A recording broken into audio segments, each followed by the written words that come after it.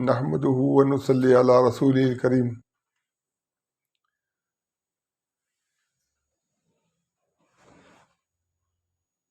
مسلمانوں کا آج جو حال ہے، باوجود یہ کہ بہت زیادہ اسلامی ممالک ہیں جن کے پاس وسائل بھی ہیں، جن کے پاس زمین بھی ہے، ترکی، سعودیہ، عرب امارات، پاکستان، بنگلہ دیش اور مصر، سوڈان، بہت بڑے پیمانے پر جو ملت اسلامیہ کے مسلمان ہیں وہ پھیلے ہوئے ہیں، لیکن اس کے باوجود، اتنے زیادہ ہونے کے باوجود، ان میں کوئی سخت نہیں ہے۔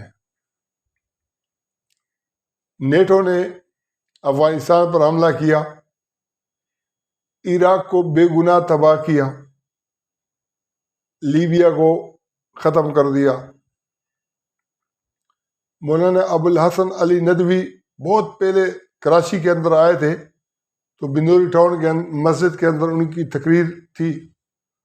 انہوں نے اس وقت کہا تھا کہ آج امت مسلمہ کی اجتماعیت کے اندر اتنی سخت نہیں ہے کہ اگر دنیا کے کافر یا سپر طاقتیں ہم پر حملہ آور ہوں تو ہم ایک لمحے کے لیے ان کو سوچنے پر مجبور کریں۔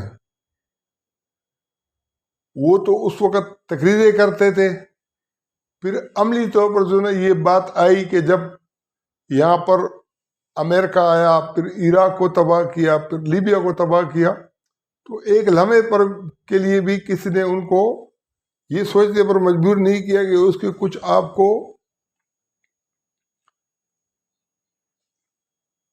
برے نتائج بھگتنے پڑیں گے۔ کوئی مزاحمت کہیں سے بھی نہیں ہوئی۔ زیادہ سے زیادہ اگر کسی نے نیکی کی ہے تو وہ یہ ہے کہ بھئی آپ کی ہم تائید نہیں کریں گے، حالانکہ وہ تائید کرنے کے لیے بھی وہ مجبور تھے، تائید بھی کر رہے تھے۔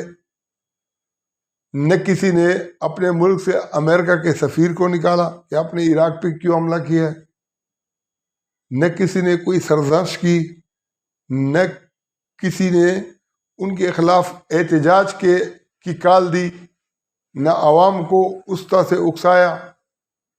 تو اس کی وجہ کیا ہے؟ اس کی وجہ یہ ہے کہ ہمارا جو اسلام کے ساتھ تعلق ہے یہ بالکل ایک واجبی تعلق ہے۔ اللہ تعالیٰ قرآن کے اندر فرماتا ہے کہ اعرابی کہتے ہیں کہ ہم ایمان لائے، اللہ کہتے کہ نہیں، آپ ان کو منع کرو کہ تم ایمان نہیں لائے، بلکہ تم یہ کہو کہ ہم اسلام لائے ہیں، اس لیے کہ ابھی تک ایمان تمہارے دلوں کے اندر داخل نہیں ہوا ہے۔ رسول اللہ صلی اللہ علیہ وسلم کے وقت کے اندر عرب جو گاؤں کے رہنے والے تھے، مدینے کے آس پاس جو رہنے والے لوگ تھے، جو اعرابی تھے، ایک سائڈ کے اوپر تو وہ صحابہ تھے۔ جب رسول اللہ صلی اللہ علیہ وسلم کے وقت کے اندر انہوں نے ایمان لایا، رسول اللہ صلی اللہ علیہ وسلم کو انہوں نے دیکھا، وہ صحابی بن گئے۔ دوسری سائڈ پر قرآن ان کو کیا کہہ رہا ہے کہ تم جو ہے یہ مت کہو کہ ہم، جیسے ہم ایمان مفصل پڑھتے ہیں نا، آمنت باللہ و ملائکتہ و کتبہ و رسلہ والقدر، آمنت باللہ و ملائکتہ و کتبہ و رسلہ والیوم الآخر والقدر خیرہ و شرہ من اللہ تعالی والبعث بعد الموت۔ ہم جب یہ ایمان مجمل پڑھتے ہیں نا، یا کسی کو سکھاتے ہیں یا سیکھتے ہیں، تو اس کا معنی بھی پتہ نہیں چلتا کہ یہ کہتے کیا ہے۔ یعنی ایک تو یہ ہے کہ آدمی جو ہے نا یہ کہہ رہا ہو کہ میں ایمان لایا ہوں اللہ پر، رسولوں پر، کتابوں پر، آخرت کے دن پر، اور اللہ کی طرف سے تقدیر کے اوپر کہ شر اور خیر اسی کی طرف سے، وہ ترجمہ جو ہے ان کو نہیں آتا ہے، مفہوم بھی نہیں آتا ہے، اور ایمان بھی یہی ہے. یعنی جس چیز کے اوپر آدمی ایمان لا رہا ہو بہت مشکل سے، پہلے تو کلمہ آتا نہیں ہے، اگر کلمہ آ جاتا ہے تو کلمے کا پھر جو ہے نا ترجمہ نہیں آتا. تو اگر یہ کنڈیشن ہو تو اگر عرب کے اعرابی جن کی جو عربی تھی وہ ایسی زبردست تھی کہ ایک یہودی نے سوال کیا کہ قرآن کے اندر ایک جملہ ہے ان ھذا لشیء عجاب، اس نے کہا کہ یہ عربی میں نہیں ہے. یعنی عربی جو شعری زبان ہے، عربی کے اندر جو مشہور ادب ہے، کہیں پر بھی اشعار کے اندر، جملوں کے اندر یہ تو ہم نے کبھی دیکھا ہی نہیں ہے، یہ عربی قرآن میں بنائی گئی ہے. تو جس کو چیلنج دیا تھا اس نے جو ہے نا ایک دیہاتی کو بلایا، اعرابی کو بلایا، اس کو بولا کہ ادھر آ جاؤ، وہ آ گیا، اس کو بولا کہ بیٹھ جاؤ، وہ بیٹھ گیا، اس کو بولا کہ اٹھو، پھر وہ اٹھا، پھر کہا کہ بیٹھ جاؤ، تو 3 دفعہ اس کو اٹھک بیٹھک کرائی، پھر کہا کہ جاؤ. اب اس کے ذہن کے اندر یہ تھا کہ اٹھک بیٹھک کرانے کے بعد مجھے کوئی تلقین کرے گا کہ دیکھو تمہاری ورزش ہو گئی، کچھ ہو گیا، بلایا اور خامخواہ پھر بولا کہ تم چلے جاؤ. تو اس نے فوراً کہا کہ ان ھذا لشیء عجاب، یہ تو عجیب بات ہے. تو وہ یہودی مان گیا کہ واقعتاً قرآن کی جو عربی ہے وہ بہترین عربی ہے، کیونکہ جو دیہاتی ہے جب وہ بہت زیادہ حیرت کے اندر پڑا تو اس نے جو ہے یہی جملہ ادا کیا. میرے کہنے کا مقصد یہ کہ وہ جو استاد سے عربی سمجھنے والے تھے اور رسول اللہ صلی اللہ علیہ وسلم کے مرید تھے، رسول اللہ صلی اللہ علیہ وسلم کے شاگرد تھے، رسول اللہ صلی اللہ علیہ وسلم کے صحابہ تھے، اللہ نے ان کے بارے میں کیا کہا کہ ان کو کہو کہ یہ مت کہو کہ آمنت باللہ کہ ہم اللہ کے اوپر ایمان لائے، بلکہ یہ کہو کہ اسلمنا.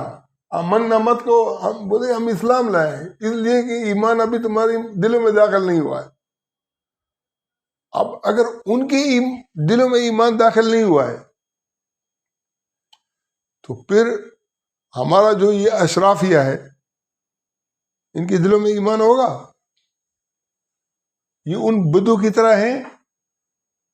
قرآن کے اندر جو لکھا ہوا ہے کبھی یہ ڈسکس ہوتا ہے کہ قرآن کے اندر کیا ہے کیا نہیں ہے؟ ہونا تو یہ چاہیے کہ معاشرے کے اندر کیا ہو. معاشرے کے اندر اب ہم کیا کرتے ہیں، رمضان کے اندر تراویح پڑھتے ہیں، عبادت کرتے ہیں پہلے عشرے کے اندر، پھر دوسرے عشرے میں، جب تیسرا عشرہ آتا ہے نا تو بعض لوگ اعتکاف میں بھی چلے جاتے ہیں، دن رات جو ہے نا عبادت کے اندر مشغول ہوتے ہیں. پھر خصوصاً جو طاق راتیں ہوتی ہیں، طاق راتوں کے اندر پھر زیادہ ہم توجہ دیتے ہیں کہ ہم کیا کریں، کہ ہم زیادہ سے زیادہ عبادت کریں. کیوں کریں؟ اس لیے کہ طاق راتوں کے اندر ہم لیلۃ القدر کو تلاش کر رہے ہوتے ہیں. اب طاق راتوں کے اندر لیلۃ القدر کی تلاش کے لیے اللہ قرآن میں کیا فرماتا ہے، انا انزلناہ فی لیلۃ القدر وما ادراک ما لیلۃ القدر لیلۃ القدر خیر من الف شہر تنزل الملائکۃ والروح فیہا باذن ربہم من کل امر سلام ہی حتی مطلع الفجر. ہم نے قدر کی رات کو، جس میں تقدیریں جو ہے نا طے کی جاتی ہیں، ہم نے اس رات کو قرآن کو نازل کیا. انا انزلناہ فی لیلۃ القدر وما ادراک ما لیلۃ القدر. تجھے کیا پتا ہے کہ لیلۃ القدر کیا ہے؟ لیلۃ القدر خیر من الف شہر، لیلۃ القدر 1000 مہینے سے بہتر ہے. کیوں؟ تتنزل علیہ الملائکۃ والروح، اس وقت فرشتے نازل ہوتے ہیں. فرشتے کیا ہوتے ہیں؟ اور جبریل بھی نازل ہوتا ہے. اور ہر امر کا جو ہے نا حکم لے کے وہ یعنی آدمی جو ہے نا دعاؤں کے ذریعے سے اپنی بہت ساری چیزیں بدل بھی سکتا ہے، اللہ تعالیٰ سے مانگ بھی سکتا ہے، اور مانگتے بھی ہیں، وہ اس کو تلاش بھی کرتے ہیں۔ اور رمضان کی جو 27ویں شب ہے، ماشاءاللہ پاکستان بھی 27ویں شب کو بنا ہے، تو اس 27 شب کے اندر زیادہ تر لوگ عبادت کرتے ہیں۔ اب مسئلہ یہ ہے کہ یہ جو فرشتوں کا نازل ہونا ہے، ایک تو لیلۃ القدر کی رات کو نازل ہوتے ہیں، اس پہ تو امت جو ہے نا ہر سال یہ مناتی ہے۔ دوسرا، اللہ قرآن کے اندر کیا فرماتا ہے؟ ان الذین قالوا ربنا اللہ ثم استقاموا تتنزل علیہم الملائکہ الا تخافوا ولا تحزنوا، بے شک جن لوگوں نے کہا کہ اللہ ہمارا رب ہے، پھر اس پر استقامت اختیار کی، تو اس کے اوپر فرشتے نازل ہوتے ہیں اور کیا کہتے ہیں کہ نہ کوئی خوف کرو اور نہ کوئی غم کھاؤ۔ اب اس کا تعلق تو لیلۃ القدر سے نہیں ہے، لیکن مسلمانوں نے کبھی یہ تصور کیا ہے کہ وہ کہتے ہیں کہ ہمارا رب ہے اور ہم اس پر مستقیم ہیں اور فرشتے ہمارے اوپر نازل ہوتے ہوں گے؟ کبھی سوچا ہے مسلمانوں نے؟ اگر مسلمانوں کے ساتھ مسلمانوں کا یہ والا ماحول ہوتا،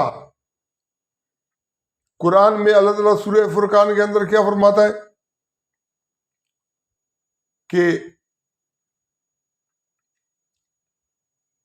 جن کی عبادت کی جاتی ہے ان سے پوچھا جائے گا، جن کی عبادت کی جائے گی ان سے پوچھا جائے گا کہ کیا تم نے ان کو کہا تھا کہ تم ہماری عبادت کرو؟ تو وہ جو جن کی عبادت کی جاتی ہے وہ اللہ کے سامنے کہیں گے کہ نہیں سبحانک، ہم تو ہمارے تو آپ ولی تھے، ہم تو آپ کو مانتے تھے، ہم کیوں ان کو کہتے کہ تم ہماری عبادت کرو؟ اب کیا بت کے بارے میں یہ سوچا جا سکتا ہے کہ بت جو ہے نا اللہ بت سے پوچھے گا؟ نہیں۔ جیسے ایک وزیر اعلیٰ ہوتا ہے، ایک کیا ہوتا ہے، وزیر اعظم ہوتا ہے، ایک صدر ہوتا ہے، تو فرعونیت کے نظام کے اندر کیا ہوتے ہیں؟ فرعون جو تھا وہ رب اعلیٰ تھا، ان انا ربکم الاعلیٰ، اور کچھ ملا جو اس وقت کے جو سردار تھے وہ تھے، کوئی حامان تھا اور کوئی وہ دوسرا کیا تھا، قارون تھا۔ یہ قارون، حامان اور یہ جو سرداری سسٹم ہے رب اعلیٰ فرعون، اس میں جو ہے نا یہ سارے ہمارے فوجی، ہماری عدلیہ، ہمارے جو ہے نا سیاستدان، یہ سارے جو ہے نا یہ ہمارے رب بنے ہوئے ہیں نا۔ اگر یہ ہمارے رب نہ ہوتے تو فرشتے تو اترتے نا، فرشتے کیسے اتریں گے؟ قرآن سے جو ہے نا ہمارا کوئی واسطہ ہی نہیں ہے۔ تو یہ اب سوال یہ پیدا ہوتا ہے کہ تبلیغی جماعت والے اتنی محنت کرتے ہیں اور علماء اتنی محنت کرتے ہیں، وہ جو صوفیہ ہیں سارا دن جو ہے نا رات لوگوں کو وظائف بتاتے ہیں، اللہ کی ضربے لگواتے ہیں، لیکن قرآن کی طرف نہ تبلیغی جماعت والے آتے ہیں، نہ صوفیہ آتے ہیں، اور نہ ہی علماء آتے ہیں۔ کوئی بھی اس کی طرف تبلیغی جماعت والے کہنے کو تو کہتے ہیں کہ اللہ سے سب کچھ ہونے کا یقین، مخلوق سے کچھ نہ ہونے کا یقین۔ بھائی بدھ کے بارے میں تو قسم سے ہندو بھی جانتا ہے کہ اسے کچھ نہ ہونے کا یقین، کیونکہ آج سائنس کا دور ہے، اس کو پتہ ہے کہ یہ جو ہے نا یہ ابھی ہمارے یہاں رسم بن گیا ہے۔ لیکن اصل جو شرک ہے وہ کیا ہے؟ اللہ قرآن کے اندر کہتے ہیں کہ یہ جو میرے بندے ہیں جو میرے علاوہ دوسروں کو پوچھتے ہیں، دوسروں کی عبادت کرتے ہیں، جب یہ طوفان میں پھنستے ہیں نا، وہ ایسے ٹھیک ٹھاک مسلمان بن جاتے ہیں کہ اللہ تو مجھے بچا۔ بولتے کہ جب جو ہے نا یہ وہاں سے نکلتے ہیں تو پھر کیا کرتے ہیں؟ پھر ہمارے یہاں مشہور یہ ہے کہ جو الو ہے نا، یا الو کی طرح کوئی اور پرندہ ہے، وہ سارے دن جو ہے نا، ساری رات اللہ کرتا ہے، اور جب دن بن جاتا ہے تو پھر کیا کہتا ہے کہ پتہ نہیں اللہ ایک ہے کہ دو ہیں. پھر جب رات ہوتی ہے تو ڈرتا ہے، تو پھر وہ کہتا ہے کہ اور ہیں سارے الو جیسے نا. جب جو ہے نا پستے ہیں، مسلمان پستا ہے تو اس کا بھی یہ حال ہوتا ہے، اگر ہندو پستا ہے تو بھی اس کا حال یہ ہوتا ہے، اگر سکھ پستا ہے، اگر کیونکہ اللہ کو تو بنیاد پر سب مانتے ہیں. لیکن شرک کا خالی یہ معنی نہیں ہے کہ آپ بت کو مانو یا کسی مزار کو پوجو. جو زندہ لوگ ہیں نا، ان کے اللہ کہتے ہیں نا کہ اس کے حکم میں کوئی شریک نہیں ہے. آپ نے تو اللہ کے حکم کو نہ سمجھا ہے، نہ مانا ہے، نہ دیکھا ہے، نہ وہ ماحول بنایا ہے. اور جب وہ ماحول نہیں بنا ہے، اب اللہ کہتا ہے کہ لعنت اللہ علی الکاذبین. ہم سیاست کے اندر، ہم عدالت کے اندر، ہم فوج کے اندر، ہم ایجنسیوں کے اندر، ہم اس کے لیے ٹاؤٹ بن کر، ہم عام ماحول کے اندر سارا دن کیا کرتے ہیں؟ جب قرآن پڑھتے ہیں نا، اگر قرآن جتنی مرتبہ ختم کیا ہوگا اور جتنی مرتبہ جھوٹے پر لعنت ہوئی ہوگی، تو اس لعنت کے اندر ہم خود شریک ہوں گے. لعنت اللہ علی الکاذبین. اب جب ہم جھوٹے ہوں گے تو اپنے اوپر لعنت ہی بھیج رہے ہوں گے. تو جب تک ہم اس کی طرف متوجہ نہیں ہوں گے، اس وقت تک قرآن ہماری رہنمائی کیا کرے گا؟ تو یہ جو جن کی عبادت کی جاتی ہے، یہ خالی بت نہیں ہے، خالی مزارات نہیں ہے، بلکہ یہ جو زندہ ہے نا، یہ ان کو بھی ہم نے اللہ کے علاوہ اپنا رب بنایا ہوا ہے. جب ان کی نفی ہوگی تو پھر کیا ہوگا کہ آرمی چیف ہو، چیف جسٹس ہو، کوئی سیاسی جماعت کا قائد ہو، کوئی وزیر اعظم ہو، کوئی کونسلر ہو، کوئی جو ہے نا پارٹی کا ہو، کوئی بدماش ہو، کوئی جس کیٹاگری کا بھی کوئی ہو، وہاں جو ہے نا حق بات بولنے سے کوئی نہیں کترائے گا. اور جب جو ہے نا ماحول سدھارنے کے لیے یہ چیزیں آئیں گی تو پھر کیا ہوگا؟ جماعت اسلامی بھی ٹھیک ٹریک کے اوپر چڑھ جائے گی، شیعہ بھی صحیح ٹریک کے اوپر چڑھ جائیں گے، بریلوی بھی چڑھ جائیں گے، دیوبندی. ابھی تو خالی جو ہے نا شیعوں کے بھی جو ہے نا وہ حضرت علی سے لے کر مہدی غائب تک، وہ بیچاروں کا جو ہے نا پتہ نہیں اس کے ایمان کے اوپر کیا گزرتا ہوگا نا، کہ پہلے امام سے لے کر آخر تک سارے مظلوم. اور اس طریقے سے جو دوسرے فرقے والے ہیں، ان کی بھی اپنی اپنی ایک وہ ہے، ان کا ایک اپنا اپنا پس منظر ہے. تو جب ہم یہ کہتے ہیں کہ نماز کے اندر کہ ایاک نعبد و ایاک نستعین، اس کے ساتھ پھر کیا ہوتا ہے؟ اہدنا الصراط المستقیم. اب جب انسان کے ذہن کے اندر یہ ہوگا کہ اللہ تعالیٰ مجھے ہدایت دے ہی نہیں سکتا ہے، ہدایت تو خالی امام مہدی کے پاس ہے، تو اس کے نماز پڑھنے کا پھر کوئی فائدہ ہے؟ جب اس کے ذہن کے اندر یہ کہ مجھے ساری زندگی گمراہ ہی رہنا ہے نا، اور ہدایت کس کے پاس ہے؟ ایک میری بس ایک ہے. جب وہ نکلے گا لوگوں کو بھی ہدایت. قرآن جو ہے نا کیا ہے؟ ہدی للناس. قرآن امام بھی ہے اور مہدی بھی ہے. جب آپ قرآن کے پیچھے چلو گے، وہاں سے ہدایت لو گے، تو پھر نتیجہ کیا نکلے گا؟ وَجَاهِدُوا فِي اللَّهِ حَقَّ جِهَادِهِ هُوَ اجْتَبَاكُمْ. صحابہ کرام کتنی تعداد میں تھے؟ ان کی کیا حیثیت تھی؟ بہت کم تھے. لیکن جب قرآن کو انہوں نے اپنا ماحول بنایا، جدوجہد کا حق ادا کیا، اللہ نے ان کو منتخب کیا. کیسے منتخب کیا؟ ہم چلو مان لیتے ہیں کہ ابو بکر، عمر، عثمان یہ قابضین تھے. یہ کیا تھے؟ انہوں نے قبضہ کیا ہوا تھا.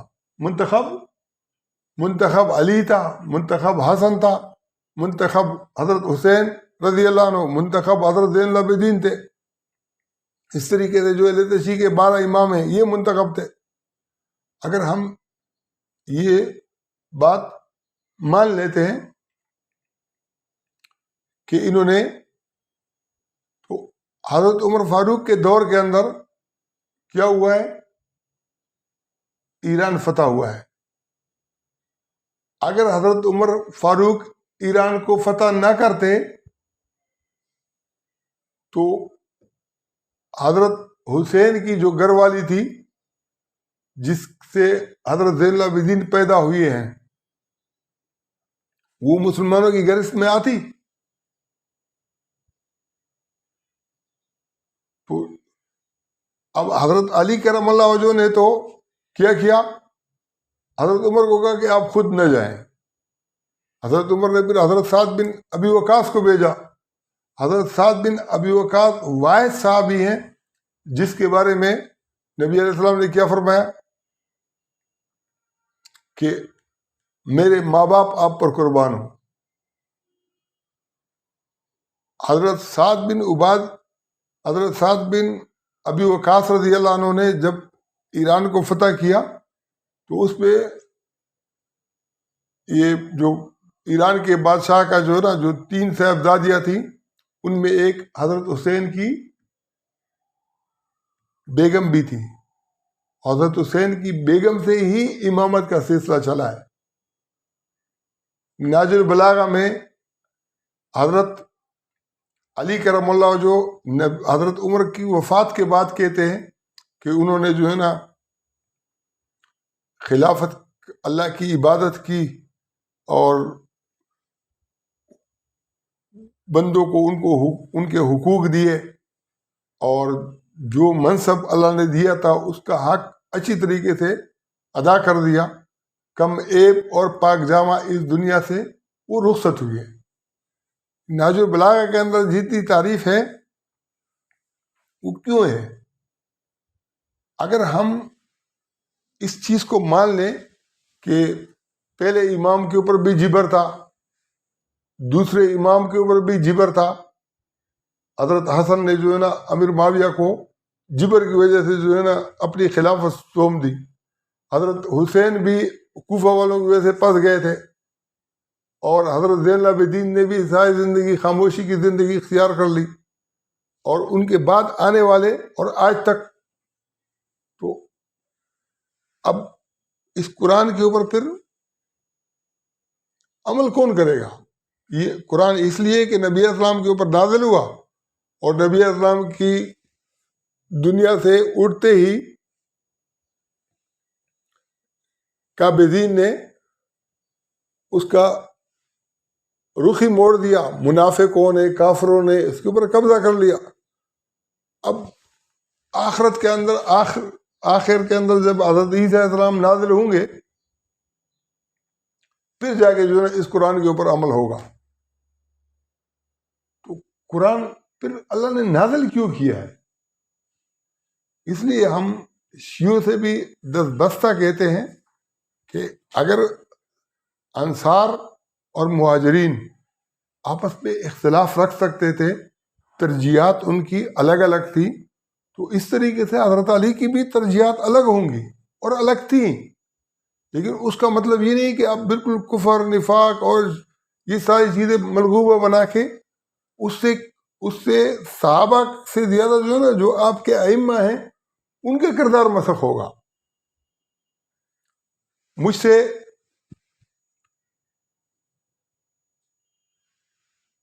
دو تین دن پہلے ایک شیعہ نے فتویٰ کیا لیا کہ ایک شیعہ نے اپنی شیعہ بیگم کو شیعہ مسلک کے مطابق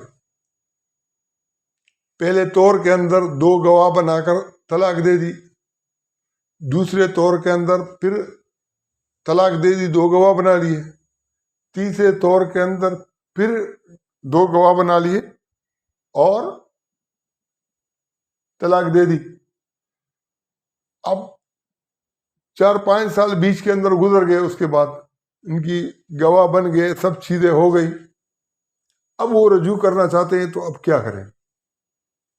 میں نے ان کو کہا کہ آیت نمبر 231 اور 232 کے اندر اللہ تعالیٰ نے قرآن کے اندر فرمایا ہے کہ بغیر حلالہ کے رجوع کر سکتے ہیں، اور وہ آپ دیکھ لیں. اور امام جعفر صادق کا بھی یہ قول ہے کہ اگر فقہ جعفریہ کے اندر کوئی بات ایسی ہو جو قرآن کے خلاف ہو تو آپ اس کے اوپر عمل نہ کرو، وہ ہم پر جھوٹ باندھتا ہے. تو اب اہل تشیع کا جو مسلک ہے، پہلے جو ہے نا سنی جاتے تھے طلاق کے فتووں کے لیے، شیعوں سے رجوع کرتے تھے. ابھی اہل حدیث اور شیعہ جو ہے نا حنفیوں کے پاس آ رہے ہیں.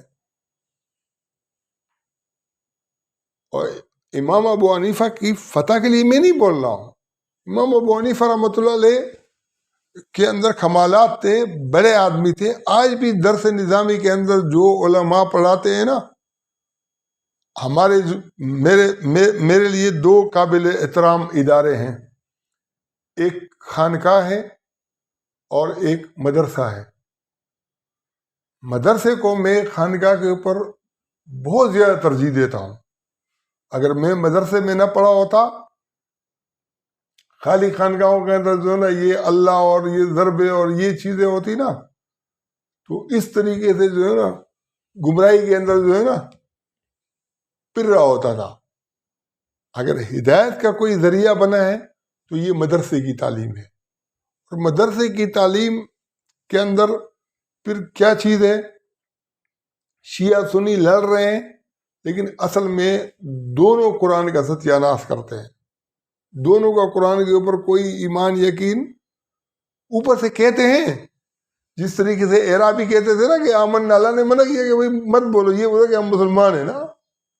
جس طریقے سے ایک عام آدمی کہتے ہیں نا کہ میرے جو ہے نا ایمان مجمل، ایمان مفصل، وہ پڑھ لیتا ہے لیکن اس کو پتہ نہیں چلتا کہ میں کیا بول رہا ہوں. اس طریقے سے علماء جو سیکھتے ہیں نا، ان بیچاروں کو یہ پتہ نہیں چلتا ہے کہ اس نے کیا سیکھا ہے. اللہ کرے کہ یہ رمضان علماء کے لیے، صلحاء کے لیے، ہمارے اہل اقتدار کے لیے، ان کے لیے اس کا ذریعہ بن جائے. حافظ سید عاصم منیر جو آرمی چیف ہیں، وہ جب ISI کے چیف تھے، مجھے جو ہے نا پیشکش ہوئی تھی کہ آپ ہماری مخالفت نہیں کریں تو ہم آپ کو سپورٹ کریں گے طلاق کے مسئلے میں، دوسرے میں. بھائی میں تو تمہیں کبھی بھی سپورٹ نہیں کروں گا، یہ بھول جاؤ. ہاں، حق کی خاطر اگر آپ ٹھیک کام کرو گے تو سپورٹ کریں گے، اگر ٹھیک کام نہیں کرو گے، کیونکہ یہ معاہدہ جو ہے نا، یہ معاہدہ اللہ تعالیٰ نے ہمیں قرآن سے بھی نہیں سکھایا ہے. اللہ نے قرآن کے اندر کیا فرمایا؟ اذا ذکروا بآیات اللہ لم یخروا علیہ صما وعمیانا. اگر اللہ کی آیات کا ان کو تذکیر کی جاتی ہے یا دیا نہیں تو اس کے اوپر بھی اندھے اور بہرے ہو کر گر نہیں پڑتے ہیں. تمہارے ادارے کا تو ڈسپلن ہے، اس نے جو ہے نا یہاں سے جو ہے نا شروع کرنا ہے کہ جب جو ہے نا کوئی انتخاب کے لیے جاتا ہے نا، وہ جوان اور شرمیلے لوگ ہوتے ہیں کہ شلوار اتارو، پیچھے سے جو ہے نا اپنا وہ اٹھاؤ، تاکہ اس کے ضمیر کے اندر جو ہے نا یہ چیز نہیں رہے کہ نہ ہے، اس نے جو ہے نا اپنے اس کے اوپر ہاں ہی کرنا ہے. تو مسئلہ یہ ہے کہ ہم نے ان کی جو ڈسپلن ہے یہ ان کو مبارک ہو، لیکن ہم نے ایسے ڈسپلن کے اوپر نہیں آنا ہے کہ تم غلط کام کرو اور ہم تمہاری جو ہے نا مخالفت نہیں کریں گے. ہاں، جو طلاق کا مسئلہ ہے وہ تم ہمارے لیے نہیں، اگر تمہیں سمجھ میں آتا ہے کہ قرآن کے اندر اللہ تعالیٰ نے سب سے زیادہ اس مسئلے پر زور دیے اور اس کو بہت بہترین انداز کے اندر بار بار یہ کہا ہے کہ رجوع ہو سکتا ہے، عدت میں بھی رجوع ہو سکتا ہے، عدت کے بعد بھی رجوع ہو سکتا ہے، لیکن صلح کی شرط پر. صلح کے اوپر کوئی پابندی نہیں ہے. بھارت کے ساتھ صلح کرو پابندی نہیں ہے, ایران کے ساتھ صلح کرو پابندی نہیں ہے, روس کے ساتھ صلح کرو, امریکہ کے ساتھ کرو, اسرائیل کے ساتھ کرو, کیونکہ اللہ تعالیٰ نے کہا ہے کہ صلح کے اوپر جو ہے نا, صلح پر تو پابندی آپ اللہ کے نام کے اوپر لگا ہی نہیں سکتے ہو. کل یا اہل الکتاب, یہودی کو جب بیوی بنا سکتے ہیں تو اس کے ساتھ صلح کرنے کی کون سی بات ہے. اسرائیلیوں سے جو ہے شادیاں کر لو نا, کوئی مسئلہ نہیں ہے. اسرائیل کو تسلیم کر لو, کوئی مسئلہ نہیں ہے. لیکن جو سودی نظام ہے اس کو اسلام کا نام مت دو. جس چیز کو اللہ نے اعلان جنگ قرار دیا ہے اس کو تم کیا کہتے ہو کہ یہ اسلامی ہے. اگر اللہ اور اللہ کے رسول کے ساتھ اعلان جنگ بھی اسلامی بن جائے اور پھر تم اسرائیل کے جو ہے نا وہ کرو کہ بھئی اس کے ساتھ اس کو مانے یا نہیں مانے. اللہ ہمیں ہدایت دے. وآخر دعوانا الحمدللہ رب العالمین.